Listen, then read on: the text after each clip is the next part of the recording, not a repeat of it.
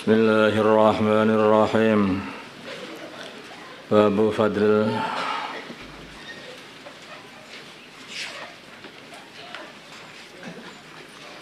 aiki. Babu fadlil aiki di sini bab menerangkan keutamaannya membebaskan budak. Qala berfirman Allah Ta'ala walaqtahama, maka dia tidak akan masuk al-aqabata, mengarungi perkara yang sulit atau melakukan perkara yang sulit. Wama dan apakah wama adraka mal aqabah, dan tahukah kamu apakah itu perkara yang sulit? Fakku raqabah itu adalah membebaskan budak. Wa an Abi Hurairah, dari Abi Hurairah radhiyallahu ta'ala, qala berkata Abu Hurairah, qala bersabda li kepada aku Rasulullah sallallahu alaihi wasallam, man barang siapa ataka yang membebaskan raqabatan budak muslimatan yang muslim, ataka maka Allah akan membebaskan Allah bikulli udwin, dengan setiap anggota badan, minhu dari anggota badan budak itu, udwan anggota badan, minhu dari orang yang memerdekakan minan nari dari neraka, hatta farjahu, sehingga Allah akan membebaskan farjinya orang yang membebaskan budak tadi, bi farjihi sebab membebaskan farjinya budak, muttafaqun alaih. Ini fadilah yang budak itu, karena orang itu membebaskan orang dari perbudakan, artinya membedakan seluruh tubuhnya, memerdekakan seluruh tubuhnya, matanya, telinganya, mulutnya, kepalanya, leher, tangan, kaki, seluruh sampai farji telah dibebaskan dari semua perbudakan. Maka gantinya oleh Allah, matanya, telinganya, kepalanya, tangan, kaki, badan dan farjinya pun juga dibebaskan Allah dari api neraka. Muttafaqun alaih. Wa Nabi Dzarrin, tapi dikatakan ini itu adalah al-aqabah, yaitu perkara yang sulit orang itu. Maksudnya berat hati untuk bisa mau melepaskan budaknya itu. Jangan budak yang paling bagus, yang paling banyak pahalanya untuk dimerdekakan adalah yang paling mahal. Wa Nabi Dzarrin, dari Abu Dzar radhiyallahu ta'ala anhu, qala berkata Abu Dzar, qultu aku berkata ya Rasulullah, wahai Rasulullah sallallahu alaihi wasallam, ayyul a'mali afdal, amalan apa yang paling utama? Qala bersabda baginda Nabi, al-imanu billah, amal yang paling utama adalah iman kepada Allah, wal jihadu fi sabilillah, dan memperjuangkan agama, jihad di dalam jalannya Allah Subhanahu wa taala. Qala berkata Abu Dzar, qultu aku berkata kepada Nabi, ayyur riqabi afdal, budak yang mana yang paling utama untuk dimerdekakan? Qala bersabda baginda Nabi, angfasuha, budak yang paling utama untuk dimerdekakan adalah yang paling bernilai inda ahliha, di sisi yang punya, wa angsaruha, dan yang paling banyaknya budak samanan harganya, muttafaqun alaih, yang paling mahal.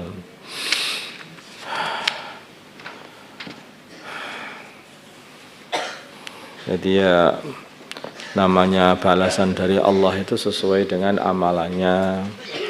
Kalau amalannya itu memerdekakan seorang dari perbudakan, ya maka balasannya dimerdekakan dari api neraka juga. Kalau amalannya itu membantu orang Islam, maka juga balasannya adalah dibantu oleh Allah. Wallahu fi aunil abdi ma kana al-abdu fi auni akhihi. Jadi semua amalan-amalan kita kepada orang sekitar kita, apakah kepada para pembantu, kepada orang Islam, kepada yang lain, semuanya juga akan dibalas oleh Allah. Kita baik sama orang Islam, maka Allah baik sama kita. Kita cintai orang-orang Islam, saudara-saudara Islam kita, maka kita akan dicintai oleh Allah. Kalau kita ini membenci orang Islam, juga akan dibenci oleh Allah. Kalau kita ini memaki-maki orang Islam, maka sudah tidak dipandang lagi oleh Allah dengan pandangan sayang. Allah benci kepada kita. Wa idza tasabat ummati saqatat min ainillah. Jadi begitu, semakin benci. Kalau kita pengen disayang oleh Allah, sayangilah orang-orang yang disayangi Allah. Sayangilah orang-orang Islam, cintailah orang-orang Islam. Begitu caranya. Kalau kita ini pengen diiman-iman oleh Allah, dijaga oleh Allah, jagalah orang Islam, jagalah agama Islam, perjuangan Islam. Kalau kita menghinakan orang Islam, juga akan dihinakan oleh Allah. Juga seperti itu. Maka jangan sekali-kali orang itu bermacam-macam dengan hamba-hamba Allah. Maka sampai wali-wali Allah itu bukan hanya orang, kepada hewan saja dianggap ini hewannya Allah. Kalau aku menyakiti, aku bisa disakiti Allah. Kalau aku menyayangi, aku akan disayangi Allah. Nah begitu. Hakikatnya kan juga begitu, semuanya hambanya Allah. Makanya sampai orang kafir pun juga begitu, itu hakikatnya juga hamba Allah. Orang-orang kafir pun. Nah ketika Sayyidina Ali itu berperang, kemudian musuhnya sudah kalah, tinggal satu tebasan saja sudah habis, mati. Maka musuh ini malah meludahi Sayyidina Ali. Begitu diludahi, maka Sayyidina Ali enggak jadi membunuhnya. Maka ditanyakan, musuhnya malah bertanya, kenapa kamu enggak jadi membunuhku? Awalnya tadi aku merangi kamu karena Allah. Yang ini aku merangi kamu karena nafsuku, katanya. Pengen tak bunuh tapi karena nafsuku, karena kamu meludahi aku marah sih. Kalau yang awal itu aku karena Allah. Itu begitu. Artinya orang itu dalam peperang aja itu membunuh musuh itu pun kalau nggak diperintah oleh Allah ya nggak boleh gitu. Nggak boleh. Padahal itu orang kafir, tidak sembarangan juga. Kalau nggak diperintah Allah nggak boleh. Bahkan untuk menyembelih korban saja itu maka hendaknya juga menyembelih dengan baik juga. Pisaunya ditajamkan, ya, tidak boleh disembelih di depan temannya, teman kambingnya maksudnya. Nah, ada seperti itu. Jadi ada adab-adabnya dalam Islam itu. Islam ini agama yang penuh dengan kasih sayang, tapi bukan berarti itu mengharamkan perkara yang dihalalkan. Memang hewan-hewan ini diciptakan oleh Allah untuk dimakan manusia, gitu loh. Untuk dimakan manusia. Bukan berarti kalau terus mengharamkan perkara yang dihalalkan Allah. Seperti sebagian orang itu malah tidak mau makan hewan karena dianggap haram. Sebagian orang Hindu katanya seperti itu. Ya, itu juga enggak benar juga. Ya halal, tapi bukan berarti semua orang suruh makan daging juga enggak. Itu pun kalaupun menyembelih harus dengan adab.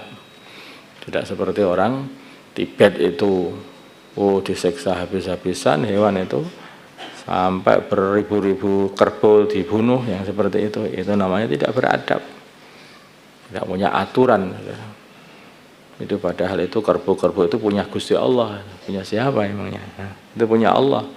Maka harus dengan adab-adab, dengan cara-cara, dengan sopan santun juga, walaupun itu dengan hewan. Allahumma salli ala Sayyidina Muhammad wa ala Sayyidina Muhammad wa sallaita ala Sayyidina Ibrahim wa ala Sayyidina Ibrahim wa ala Sayyidina Muhammad. Allahumma arham wa Sayyidina Muhammad, Allahumma baligh wa Sayyidina Muhammad, Allahumma aslih wa Sayyidina Muhammad, alif baina qulubihim wa Sayyidina Muhammad. Allahumma ansur wa Sayyidina Muhammad, Allahumma ashr sultanan nasira wa sallallahu ala Sayyidina Muhammadin nabiyil ummi wa ala alihi wa sallam. Alhamdulillahi rabbil alamin.